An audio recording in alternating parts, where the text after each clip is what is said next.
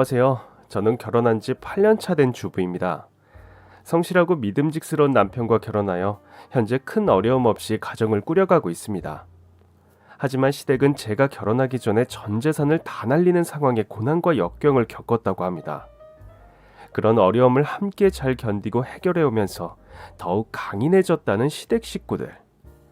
그리고 지금은 너무나 능력 좋은 남편을 말로만 들었지만 전 늘 리스펙하고 있답니다. 하지만 아직도 과거의 트라우마가 시댁 식구들에겐 잔해처럼 남아있긴 했었죠. 트라우마에서도 탈출하게 되어서 다행이지만 뉴스에 나올 법한 상황이 우리 가족의 일이었다는 대박 사건 이야기. 오늘의 제 사연입니다. 전 앱 개발 회사에서 웹 디자이너로 전문직일을 해왔습니다. 지인의 소개를 통해 알게 된 남편은 온라인 마케팅 회사 대표였죠. 젊고 유능해 보이는 그와 전 30대에 만나서 그런지 처음부터 결혼을 생각하며 연애를 시작했었습니다. 그리고 워낙 똑똑해 보였던 그에게 전 금세 반하고 말았습니다. 그런 이유로 결혼을 바로 결심했고 그보다 제가 더 티나게 적극적인 표현하게 되었습니다. 솔직히 전 연애만 하자고 소개팅 나온 건 아니에요. 솔직한 게 저도 좋아요. 저도 이제 어린 나이는 아니어서 결혼 생각하면서 나왔고요. 그럼 오늘 대화 잘 나눠보고 맞는다면 결혼할 각오로 연애 시작해볼게요. 네? 저도 같은 생각입니다. 좋아요. 앱 개발 회사 대표로 일하신 지 얼마나 되신 거예요?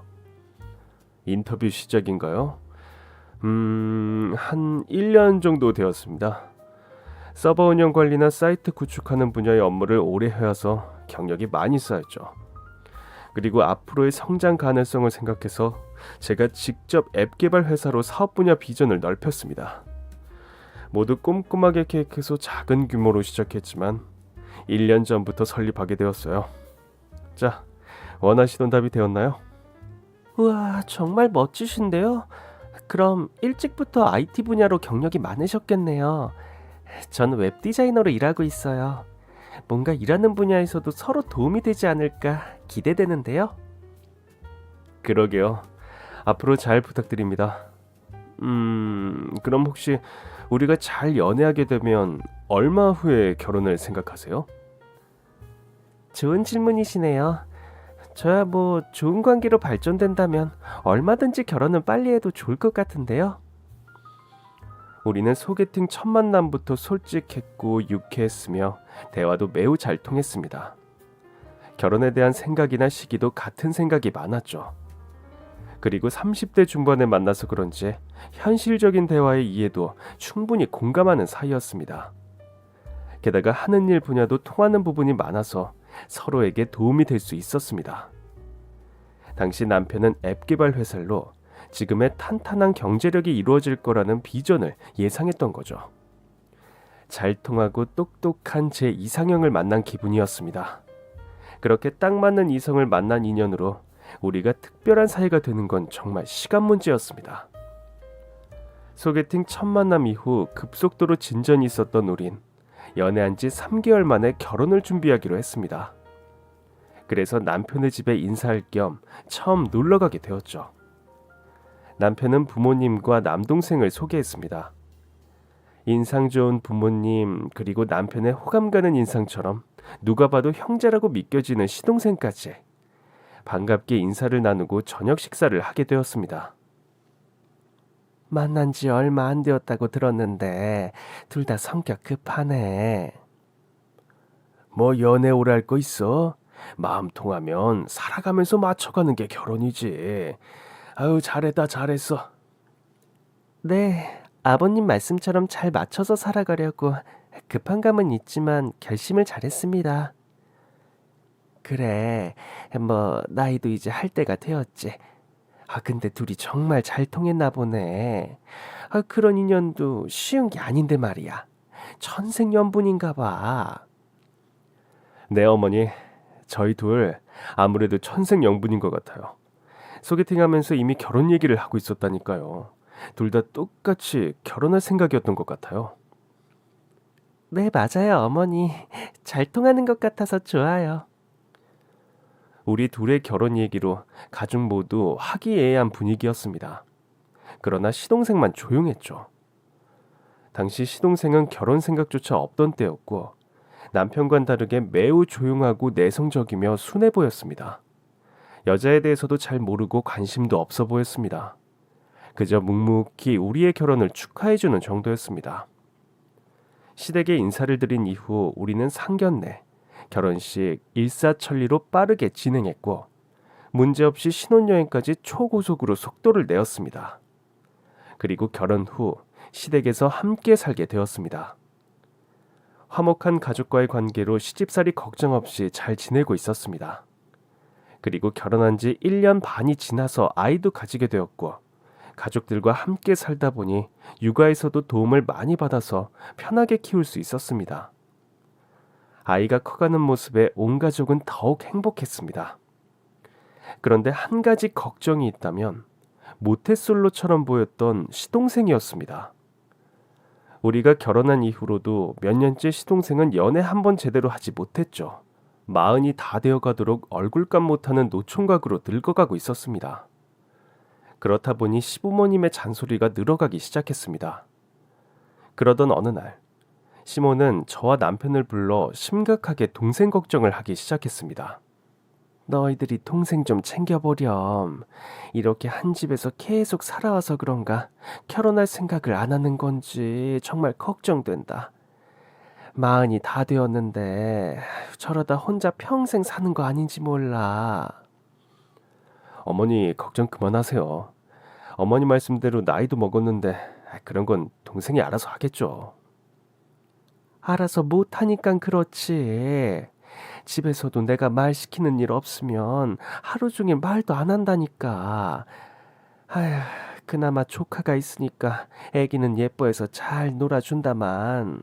아유, 워낙 내성적인 성격이라 옆에서 참견을 좀 해야 장가 보내지. 어머니, 글쎄 잘 아는데 순서가 뭐 결혼부터 하나요? 연애부터 해야 결혼도 하죠. 저랑 아내가 이미 주변 여자들 몇 번 소개도 해줬어요. 근데 다들 사람은 착한 것 같은데 계속 만날 의사는 없다고들 하는데 어째요. 그리고 이제 더 소개해줄 주변인도 없다 보니까요. 뭐 알아서 할 때도 지났고요. 그럼 아가, 그럼 너라도 주변 후배나 참한 아가씨 더 소개 좀 알아봐봐. 정 없으면 돌싱이든 애 딸린 이혼녀든 다 좋다니까.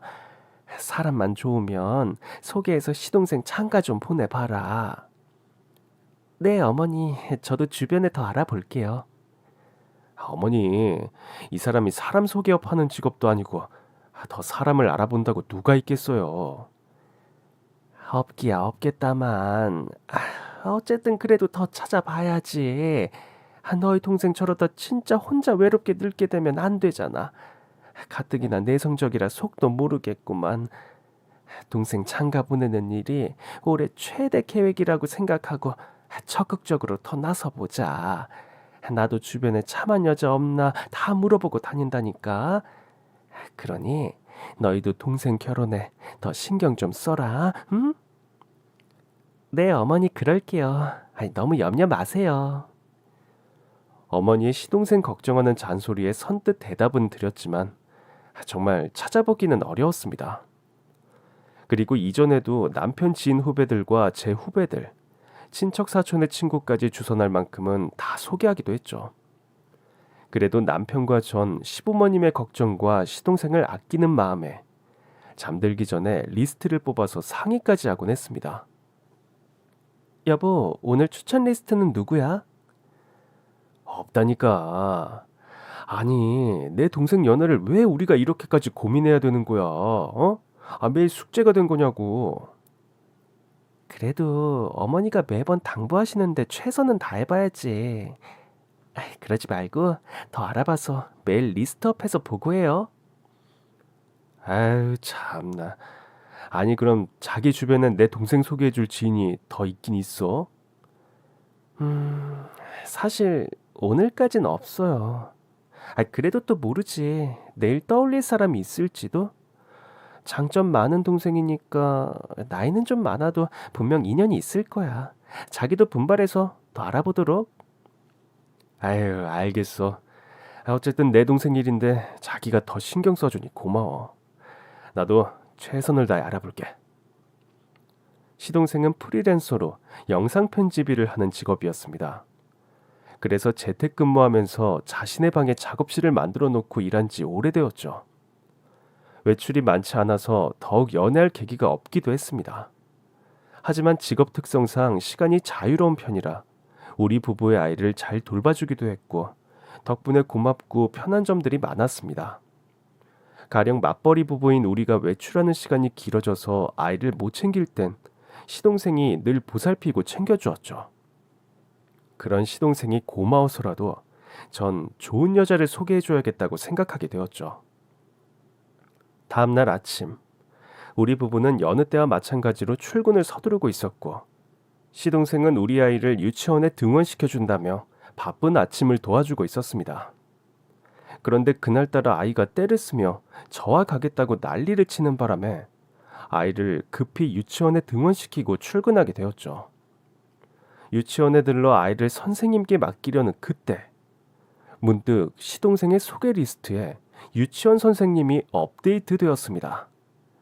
선생님과 소개팅 자리를 주선해야겠다는 생각이 들었거든요. 선생님 안녕하세요.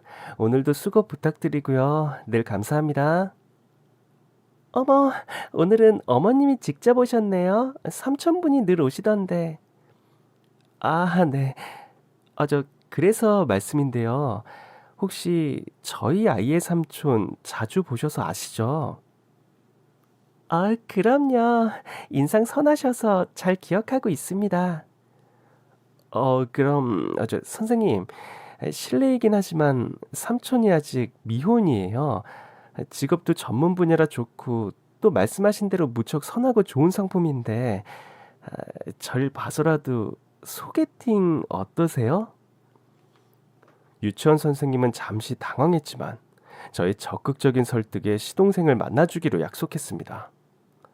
그리고 그날부터 약속일까지 저와 남편 시부모님은 시동생 소개팅 자리를 잘 성사시키기 위해 교육 아닌 교육에 들어갔습니다.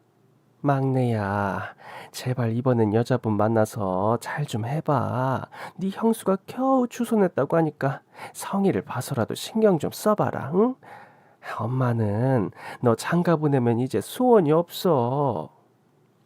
그래, 어머니 말씀대로 형수가 신경 엄청 쓴 거니까 평소 하던 대로 하지 말고 여자한테 적극적인 표현도 좀 하고 그래봐. 도련님, 조카 가르치는 선생님 중 한 분이신데 등원이나 하원 시켜주실 때 아마 종종 보셨던 분일 거예요. 얼굴도 뽀얗고 매력적으로 보이시더라고요. 여자는 일단 외모 칭찬부터 해줘야 관심이 있다고 느낄 거니까 만나시면 칭찬을 많이 해주세요. 피부가 너무 좋다, 대학생같이 동안이다. 뭐 그런 거 있잖아요. 가족 모두가 백마대씩 거두는 상황에서도 시동생은 아무런 말 없이 빙그레 웃기만 했습니다. 보다 못해 가족 모두는 만나서 시작부터 소개팅 끝날 때까지 어떤 대화로 얘기할지 어떤 표정으로 표현할지 전부 계획을 짜주기 시작했습니다. 그런데도 당사자인 시동생은 별 반응이 없이 듣고만 있었습니다. 보다 못해 남편은 메모까지 해주더군요. 그리고 저더러 입고 갈 의상까지 코디해달라고 부탁했습니다. 도련님, 여자들은 대부분 너무 튀는 스타일 좋아하지 않으니까요. 편안한 캐주얼에 재킷 정도면 더 젊어 보이면서 부담 없으니까 좋을 것 같아요. 온 가족이 합심하여 철저한 계획하에 다음날 유치원 선생님과 어렵게 만든 소개팅 자리에 시동생을 출전시켰습니다. 그리고 그날 밤까지 온 가족 모두 시동생의 귀가를 기다리고 있었습니다. 드디어 귀가한 시동생은 알 수 없는 표정이었습니다. 가족 모두는 그를 소파에 앉혀놓고 청문회를 열었습니다. 아유, 막내야, 답답하게 입 꾹 닫지 말고 말 좀 해봐. 만나서 어떻게 했어? 그래, 어서 말해봐. 내가 어제 얘기한 대로 첫 마디의 칭찬부터 그렇게 시작은 한 거야? 동이야, 올해는 장가 가는 거냐? 아빠가 우리 막내 아들 손주도 보면 좋겠네. 도련님, 유치원 선생님 예쁘게 하고 나오셨어요? 저녁은 뭐 드셨어요? 제가 추천드린 맛집 다녀오신 거예요? 어제 내가 알려준 분위기 좋은 카페까지 다녀온 거지? 아야, 어서 말 좀 해봐. 시동생은 소개팅 후 청문회 쏟아지는 가족들의 질문 속에서 묵묵부답으로 듣기만 했습니다. 그리고 겨우 한마디를 꺼냈습니다. 잘 안 됐어요. 저 좀 씻고 잘게요. 가족들은 시동생의 한마디에 일제히 한숨을 내쉬었습니다. 그리고 다시 청문회가 이어졌죠. 아유, 왜? 뭐가? 무슨 이유가 있을 거 아니야. 잘 안 되다니. 내가 하라는 멘트대로 해보긴 한 거야? 야, 잘 안 될 게 뭐 있어. 내일이라도 또 너가 적극적으로 연락을 해봐. 그래요, 도련님. 조카 등원이나 하원시켜주시면서 또 뵙고 자연스럽게 얘기 나누고 하시면 되죠. 안 될 게 뭐 있어요. 네, 다들 쉬세요. 시동생은 계속되는 가족들의 잔소리에 네라고 답하더니 쉬겠다며 방으로 자취를 감췄습니다. 물론 시동생의 입장에서 가족들 의견을 들어보면 참견하는 말이 많아 스트레스가 될 수 있겠지만 더 큰 문제는 시동생이 전혀 스트레스를 받고 있지 않다는 점이었죠. 그저 우울해만 보이는 게 더 걱정이었습니다. 다음 날도 조카 등원을 마다하지 않고 아이를 스스로 챙겨서 부지런히 다녀오는 걸 보면서 더욱 느꼈습니다. 게다가 소개팅했던 유치원 선생님을 평소대로 만나고 와도 감흥이 없었죠. 처음엔 등하원을 해주면서 소개팅한 유치원 선생님과 자연스럽게 뭔가 있겠다 싶었지만 아무것도 없었습니다. 그렇게 2달 정도 조용히 아이의 등원과 하원을 챙겨주었거든요. 답답했던 전 나중에 유치원 선생님을 만나게 돼서 여쭤보니 소개팅 당일에 너무 말씀도 없고 대화를 거의 안 하셔서 그날 헤어지면서 정중히 거절을 말씀하셨다고 합니다. 갈수록 우울해 보이는 시동생의 모습이 더욱 걱정되곤 했습니다. 그러던 어느 날 회사에서 근무하고 있던 중 시동생에게 온 부재중 전화를 확인했습니다. 도련님, 무슨 일 있으세요? 오늘 유치원에 하원 때 못 갈 것 같아요. 어머니께 부탁드려 놨어요. 아, 네, 도련님 감사해요. 근데 무슨 약속 있으세요? 네, 일이 좀 생겨서요. 우리 아이를 끔찍하게 예뻐하던 시동생은 항상 아이의 유치원 등 하원을 자초해서 빠짐없이 해주곤 했습니다. 그런데 무슨 일인지 그날 이후부터 종종 시모에게 부탁을 하더니 점점 더 바쁘더군요. 일이 바빠져서 그런가 보다 생각했지만 퇴근 후 집에서도 시동생은 얼굴 보기 힘들었습니다. 게다가 술을 마시고 늦게 들어오는 경우도 많아졌습니다. 뭔가 이상하다 느껴져서 남편과 상의하게 되었죠. 여보, 도련님 요즘 좀 이상한데? 등하원도 늘 어머님한테 부탁하고 밤늦게 귀가하시던데. 일 때문에 바쁜가? 말을 통 안 하니 나도 모르지 뭐. 도련님 원래 술도 많이 못 드시잖아. 근데 요즘 술도 엄청 마시고 늦게 들어와. 일은 집에서 작업하는데 일주일 내내 거의 얼굴 보기 어렵다니까. 걱정되니까 자기가 얘기 좀 해봐. 알겠어. 오늘이라도 들어오면 얘기해 볼게. 챙겨줘서 고마워, 여보. 사실 시댁 식구들은 제가 시집 오기 직전 자세한 이유는 듣지 못했지만 경제적인 손실로 고난과 역경을 이겨내고서 강인해졌다고 했습니다. 그런 이후로 더욱 서로를 챙기고 돈독해졌다고 말이죠. 시동생은 어릴 적부터 내성적인 편이었지만 가족들과 그 큰 시련을 겪으면서 더 조용해졌다고 합니다. 그래서 시부모님의 걱정이 유독 많았고 가족 모두 더 신경을 많이 쓰셨죠. 그런 연유로 저도 시동생을 알뜰히 챙겼고 평소에 전혀 볼 수 없던 모습이어서 내심 불안했습니다.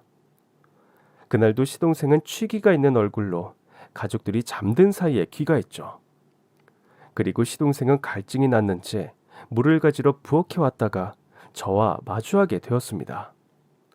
시동생에게 말을 걸려고 하는 그때 갑자기 핸드폰 진동음이 울렸고 시동생은 다급히 전화를 받으며 본인 방으로 들어갔습니다. 새벽 시간에 누구와 통화를 하는지 갑자기 호기심이 생긴 전 몰래 시동생의 방문 앞에 귀를 기울이게 되었습니다. 하지만 워낙 조용하게 말하는 음성이라 들릴 리가 없었죠. 그래서 잔머리를 굴려 시동생 방에 물을 갖다 주는 척 노크를 하고 슬며시 들어갔습니다. 그런데 시동생은 저를 보더니 당황했지만 방긋 웃는 얼굴로 멋쩍게 통화하고 있었습니다. 분명 감이 왔습니다. 여자와 통화하는 것 같다는 촉이 발동했죠. 눈치를 살피며 물을 테이블에 올려두고 최대한 천천히 나오면서 시동생의 통화를 엿들으려고 했지만 거의 대답만 하고 있어서 확실한 증거는 잡지 못했습니다. 그날 밤 이후 시동생은 매일 같은 루틴으로 술을 마시고 귀가가 늦거나 방에서 전화 통화를 하는 일이 많았습니다. 여보, 도련님 연애하는 것 같아. 뭐라고? 정말? 아니, 어떻게 알아? 걔가 지 입으로 연애한다고 그래? 아니, 그건 아닌데 몇 가지 수상한 점을 발견했어. 수상한 점? 아니, 밤에 술 마시고 들어와서? 아니, 그것도 그건데 방에서 통화도 자주 하고 지난번엔 통화하는 모습을 봤는데 빵긋빵긋 웃더라니까. 나 도련님 그런 표정 처음 봐. 집에서 작업하는데 일 때문에 통화했겠지. 그리고 일하는 거래처와 술도 마실 수 있는 거고. 아니라니까. 분명 내가 촉이 왔어. 누구 있는 것 같아. 도련님, 여자 만나는 게 분명하다니까. 동생이랑 대화 좀 해봐. 아유, 알겠습니다. 대화하겠습니다. 아이, 근데 나 요즘 바쁘잖아. 뭐, 미안하지만 당신의 촉을 믿어볼 테니 여보가 스며시 떠봐. 저는 저만의 촉을 믿고 시동생을 예의주시하고 있었죠. 그런데 어느 날 갑자기 가족들과 저녁 식사하는 자리에서 시동생이 뭔가 할 말이 있는 듯 보였습니다. 그리고는 폭탄 발언을 시작했습니다. 도련님, 혹시 뭐 하실 말씀이라도 있으세요? 아까부터 좀 머뭇거리고 계신 것 같아서요. 그게 저 결혼하려고요. 가족 모두는 일제히 얼음이 되었습니다. 그리고 정신을 차리자 또다시 청문회가 시작되었죠. 시모와 시부는 믿기지 않는다는 얼굴로 질문을 시작하셨습니다. 결혼? 정말이야? 누구 만나고 있던 거야? 갑자기 결혼을 한다고? 연애를 하고 있었어? 어머나 세상에, 정말이냐? 너 결혼할 사람이 있어? 누군데? 뭐 하는 사람이야? 아이고, 어머나 별일이 다 있네. 언제부터 만난 거야? 저 여보, 아들 말 좀 들어보자. 하나씩만 물어봐. 저와 남편은 시부모님의 질문 공세에 끼어들 틈도 없었습니다. 가족들 모두는 일제히 시동생만 바라보며 미소 짓는 상황이었죠. 먹던 밥 숟가락도 내려놓고 시동생의 대답만 기다리고 있었습니다. 네, 만난 지 오래되지 않았는데 결혼 생각하고 있어요. 아이고, 잘했어. 잘됐다. 집에 데려와. 당장이라도. 상대방도 너랑 결혼을 하겠다고 한 거야? 그래, 집에 데려와봐. 어서. 뭐 하는 여잔데? 어떻게 만났어? 아유, 얘는 지금 그게 뭐가 중요해. 일단 데려와서 우리가 보면 알지. 어머니, 아무리 장가 보내는 게 급해도 그런 거 중요하죠. 만나기 전에 알아야 실수도 없고요. 그래? 그런가? 직장 다녀? 어디 산대? 가까우면 내일이라도 당장 오라고 해봐. 네, 곧 날 잡아서 집에 오게 할게요. 시동생의 짧고 굵은 단 한마디로 시부모님은 식사는 뒷전이고 좋아서 얼쑤얼쑤 춤을 추기까지 하셨습니다. 남편도 흐뭇한 얼굴로 가족들을 바라보고 있었죠. 도련님, 혹시 여자친구분 사진 없어요? 전 얼굴이 제일 궁금해요. 시동생에게 사진을 보여달라고 하자 머뭇거리더니 핸드폰을 꺼내어 여자친구의 얼굴을 공개했습니다. 저와 가족들은 더욱더 놀라웠습니다. 영화나 만화 속 주인공 같은 초절정 미녀가 사진 속에서 웃고 있었습니다. 저와 천지 차이 날 정도의 대단한 미모였죠. 물론 성형미인인 듯 보였지만 어쨌든 사진 속 그녀는 예뻤습니다. 시동생은 물론 가족들에게도 최대의 경사가 아닐 수 없었습니다. 그날부터 가족 모두는 시동생의 결혼에 모든 신경이 곤두서 있었습니다. 여자친구를 집으로 데려오기 전부터 이미 준비하기 시작했죠. 새로운 가족이 생긴다는 생각으로 들떠 있었습니다. 언제 시간이 된대? 집에 편하게 와서 식사라도 하고 가라고 해. 아직은 바빠서 때 되면 말씀드릴게요. 도련님 부담되시죠? 그래도 결혼한다고 말씀하셨으니 꼭 지키셔야 돼요. 그래, 남자가 한 말에 책임져야지. 부담되면 어서 인사부터 시켜. 사진 보니까 더 안 믿기는데 진짜 사람 맞아? 어우, 굉장한 미인이시던데 너가 서두르지 않으면 그런 미인 놓친다. 어? 결혼한다고 했으니 빨리 추진해봐. 시동생이 결혼한다는 폭탄 선언을 한 지 꽤 오래 지나도 여자친구를 집으로 데려온 적은 없었습니다. 궁금하기도 하고 한편으론 걱정도 되었죠. 그러나 시동생은 늘 데이트를 하는 듯 보였고 둘 사이에 문제가 없는 듯 했지만 말 못할 사정이 있는지 궁금해졌습니다. 늦게 귀가한 어느 날 전 시동생과 단둘이 얘기를 나누게 되었습니다. 도련님, 요즘 무슨 고민 있어요? 연애 상담 제가 도와드릴게요. 편하게 말씀해 보세요. 시동생은 머뭇거리더니 말을 꺼냈습니다. 사실 여자친구가 해외에서 일을 하게 되었대요. 그래서 결혼도 하게 되면 식만 한국에서 하고 해외에서 살자고 하더라고요. 결혼을 하면 해외로 나가야 하나 여러 가지 고민이 들었어요. 여자친구분이 무슨 일을 하시는데요? 마케팅 쪽 일을 하는 걸로만 알고 있어요. 어떤 회사 마케팅이요? 제가 너무 꼬치꼬치 물어도 이해하세요, 도련님?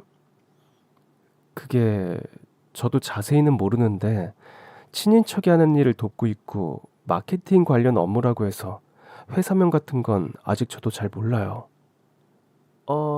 그럼 어떻게 알게 되신 거예요? 어, SNS에서 알게 된 사람이에요. SNS로 알게 된 사람이면 도련님 주변에 그분을 아는 사람은 없겠네요. 시동생과 대화를 나눠보니 여자친구라고 하는 분은 시동생이 온라인에서 알게 된 사람이었죠. 요즘은 그렇게 만나는 경우가 흔했고 그렇지 않으면 만나기도 쉬운 세상이 아니다 보니 의심을 하면서도 자연스럽게 친해졌다고 합니다. 그러나 가족들이 모르는 사람을 통해 경제적 피해를 크게 입었던 큰 트라우마 때문에 여자친구를 알게 된 경위를 말하는 게 무척 걱정스러웠던 모양이었습니다. 시동생은 여자친구와 직접 만나면서 더 좋은 관계로 발전하기 시작했고 적극적이고 쾌활한 여자친구의 성격 덕분에 결혼 얘기까지 금세 나오게 되었답니다. 그런데 시동생이 부모님과 가족들을 소개한다고 하면서 집으로 초대하려고 하자 최근 갑자기 해외에서 일을 하게 될 수도 있다면서 바쁜 상황이 닥쳤다고 했답니다. 결혼 후 해외에 가서 살아야 하나 현실적인 고민도 많았다고 하고요. 시동생은 걱정이 많아 보였습니다. 그러나 전 무조건 부딪혀보는 게 어떠냐고 제안했죠. 도련님, 제 생각엔 해외에 가게 되던 다음 상황은 닥칠 때 고민하고 일단 여자친구분을 집으로 모셔서 가족들과 먼저 인사하면 어떨까 해요. 결혼은 사실 그 다음에 고민하셔도 되지 않을까요? 부모님께 인사를 드린다고 꼭 결혼하고 해외로 바로 나가셔야 하는 건 아니니까 일단 가족들과 함께 만나보고 다음 상황은 그때 판단하시면 어떨까 하는데요. 어떻게 생각하세요? 그럼 제가 우선 여자친구에게 뭐라고 할까요? 결혼을 당장 하는 게 아니어도 한국에 있는 동안 가족들과 만나보면 어떨지 물어보세요. 그리고 결혼은 그 다음에 얘기 나눠보고 해외 가는 문제도 잘 상의해보자 정도면 되지 않을까요? 시동생은 연애 경험이 없어서 그런지 저와 대화를 나누면서 많이 의지하는 듯 보였습니다. 그리고 그런 대화 이후 또 한 번의 시동생의 폭탄 선언이 있었습니다. 내일 여자친구 데리고 집으로 올게요. 어머, 정말이야? 준비 좀 할 수 있게 미리 좀 얘기해 주지. 집도 치워야 하고 음식도 만들어야 하는데. 정말요? 도련님, 저녁에 오시는 거예요? 이제 뭐 좋아하냐? 맛있는 거 준비해야겠네. 이야, 드디어 내 동생 여자친구를 만나는 날이 D-Day네.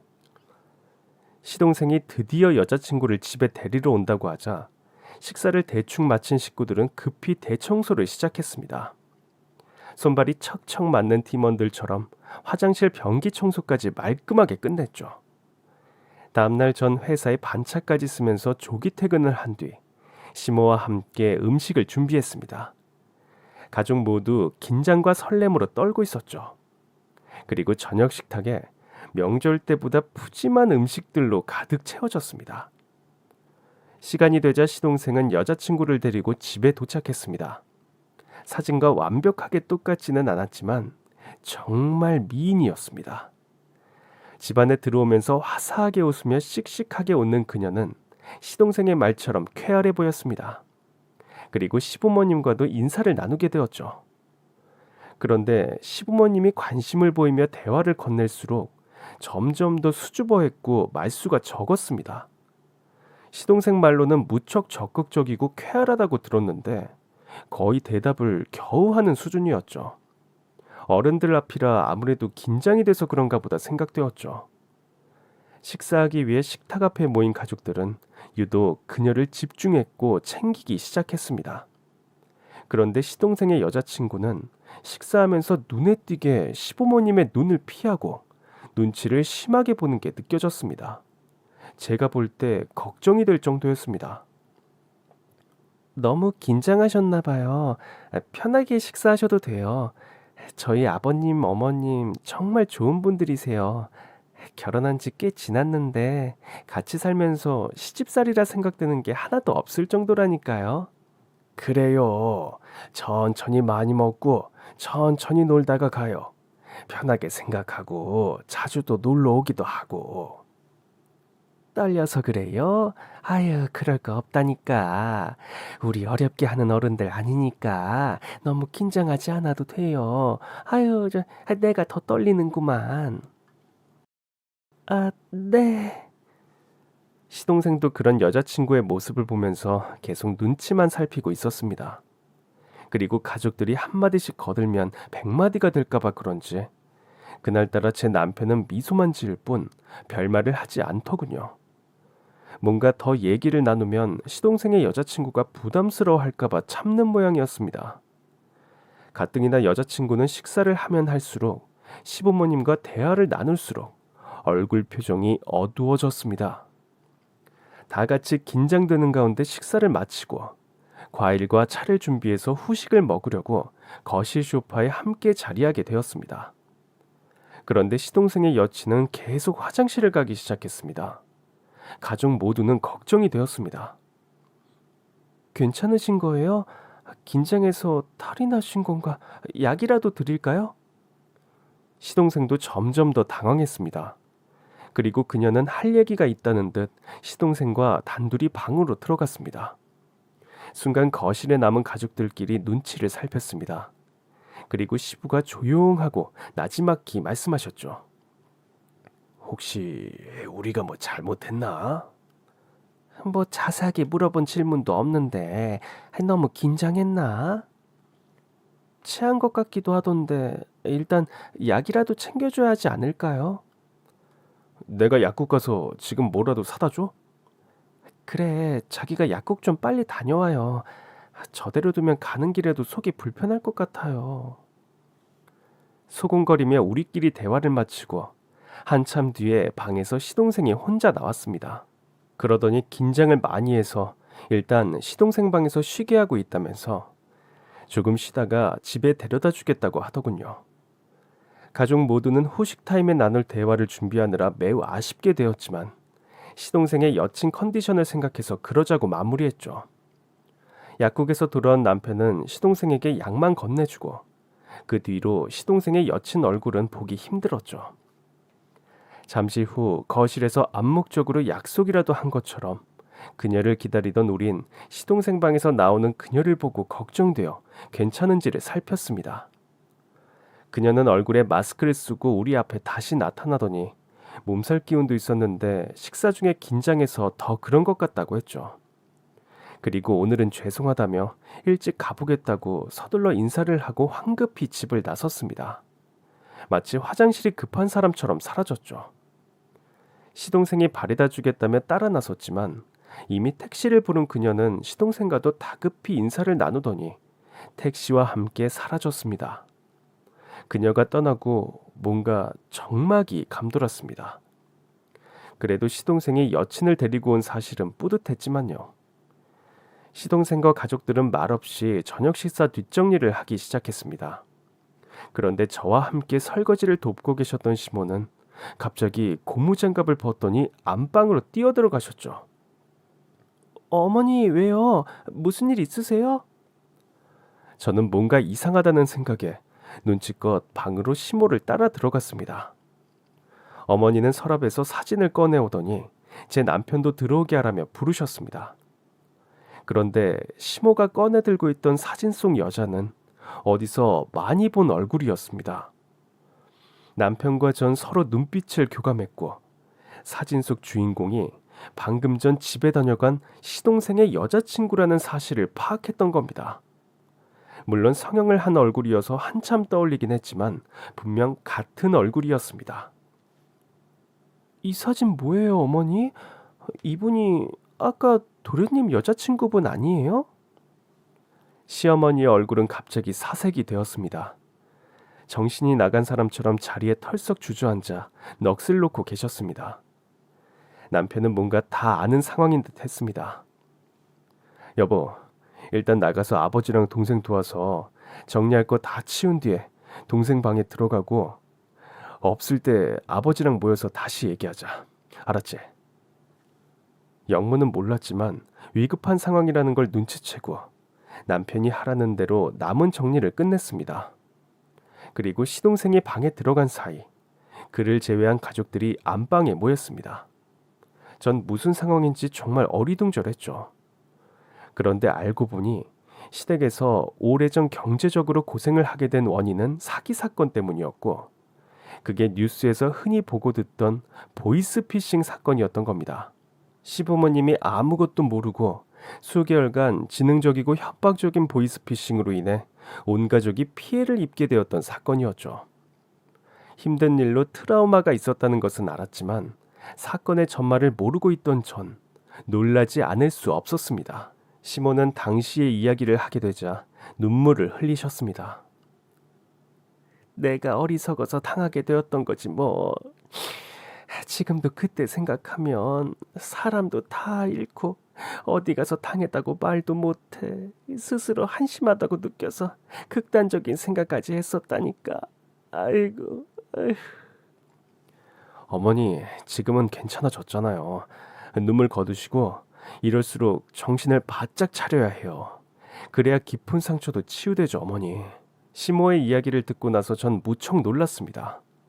그런데 시동생이 데려와서 인사시킨 그녀가 바로 그 보이스피싱범으로 현상수배 중이었던 사실에 기가 막혔죠. 너무 놀라서 손발이 떨리기 시작했습니다.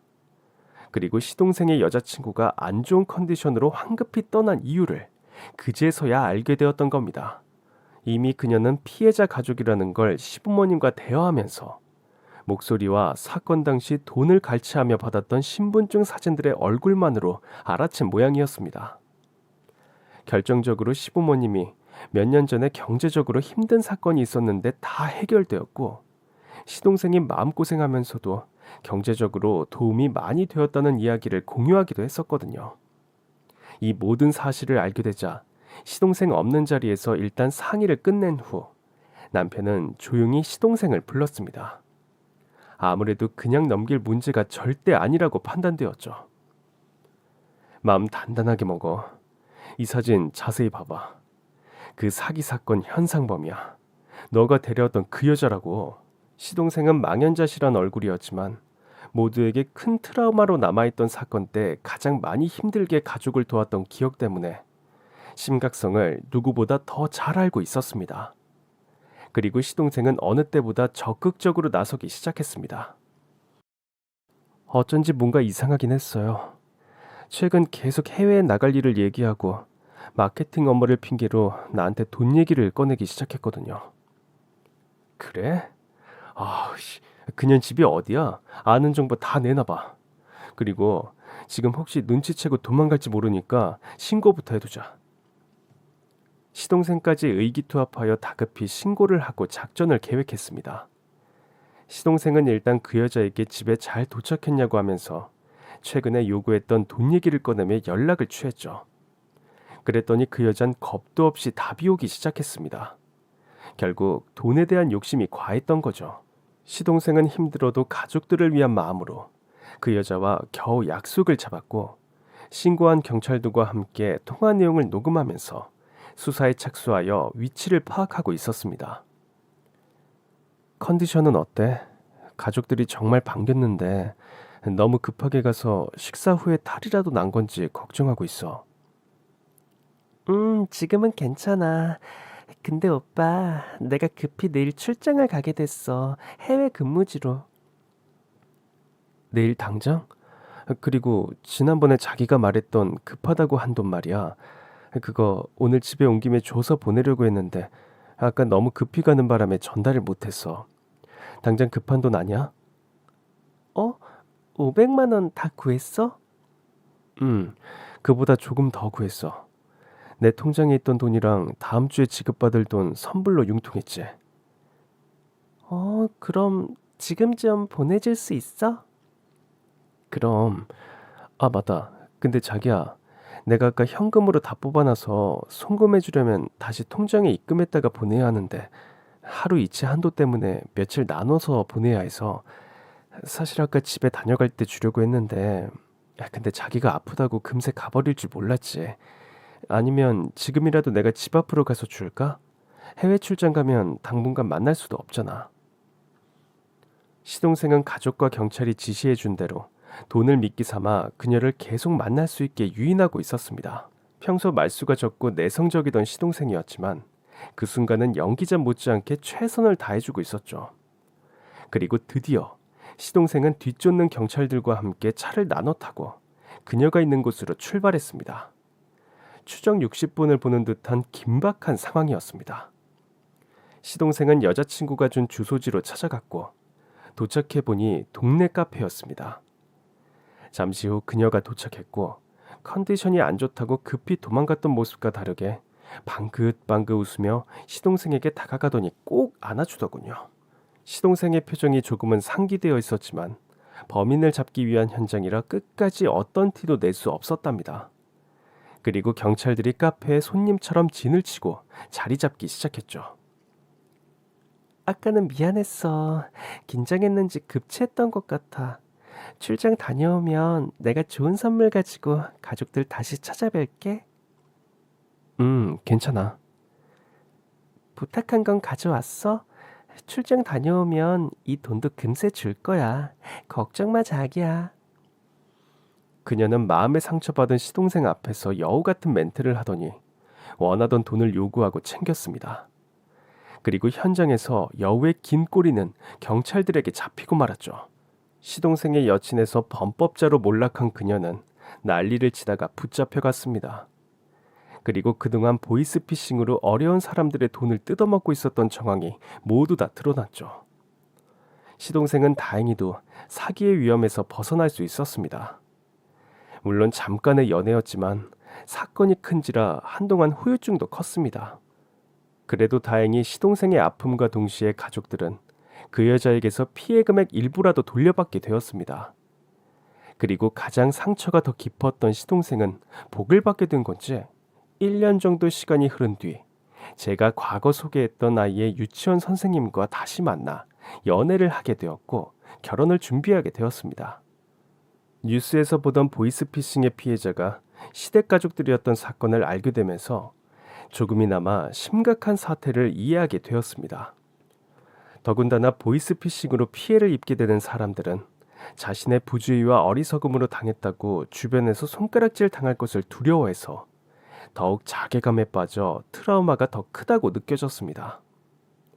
알고 보니 시부모님과 시동생도 오래전 보이스피싱 사건을 당하고 나서 한동안 우울증 약을 복용할 정도로 힘드셨더라고요. 남편과 시동생이 애써서 겨우 경제적인 여건을 회복한 이후에도 시동생은 전보다 더 소극적인 성격이 되었던 거였고, 시부모님이 그래서 유난히 더 신경 쓰고 걱정하셨던 것 같습니다. 보이스피싱 때문에 남아있던 트라우마에서 완전히 벗어나게 된 가족 모두는 이제 더 화목한 가족으로 잘 지내고 있습니다. 시동생도 좋은 짝과 함께 살게 되었습니다. 그리고 우리 부부 아이의 유치원 선생님이 동서가 되면서 유치원의 등원 겸 출근을 같이 해주게 되었습니다. 게다가 겹경사로 동서 역시 아이의 엄마가 되어서 새로운 생명이 곧 태어나기를 기다리고 있는 상황이라 완벽한 대가족이 되었답니다. 세상에 노력 없이 남의 돈을 갈취하는 악의 근원들이 하루빨리 사라졌으면 합니다. 더 이상 보이스피싱은 남의 일이 아니더군요. 여러분들도 사악한 악의 무리에서 늘 조심하시고요. 설령 이런 경험을 겪은 분들이 있으시더라도 절대 자책만 하지 마시고 오히려 도움을 요청해서 잘 이겨내실 수 있기를 진심으로 기원해 봅니다. 사연을 들어주신 여러분들 감사합니다. 매일매일 좋은 하루 되셨으면 합니다. 정말 감사합니다.